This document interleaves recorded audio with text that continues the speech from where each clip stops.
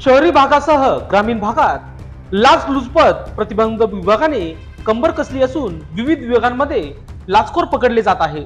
गेल्या काही दिवसात कळवण प्रकल्प कार्यालयातील सहाय्यक प्रकल्प अधिकाऱ्याला एसीपीने रंगे हात पकडल्याची घटना ताजी असतानाच कळवण तालुक्यातील कानाशी येथे दिनांक 11 मार्च रोजी महिला बचत गटाचे हप्ते वसूल करणारे कर्मचारी देवीदास चव्हाण यांना महिलांकडून लाच घेताना लाचलुचपत प्रतिबंध विभागाच्या अधिकारी कर्मचाऱ्यांनी रंगे हात पकडल्याची प्राथमिक माहिती समोर येत आहे।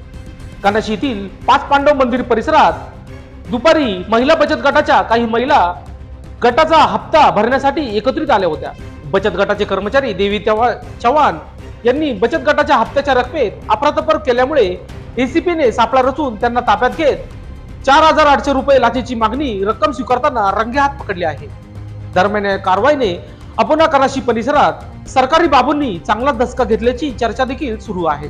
दरम्यान ही कारवाई लाचलुचपत प्रतिबंध विभागाच्या पोलीस अधीक्षक शर्मिष्ठा वालवालकर, अप्पर पोलीस अधीक्षक माधव रेड्डी, वाचक पोलीस अधीक्षक नरेंद्र पवार तसेच सापळा पथक शरद हेंबाडे, महिला पोलीस अंमलदार शीतल सूर्यवंशी आदी उपस्थित होते।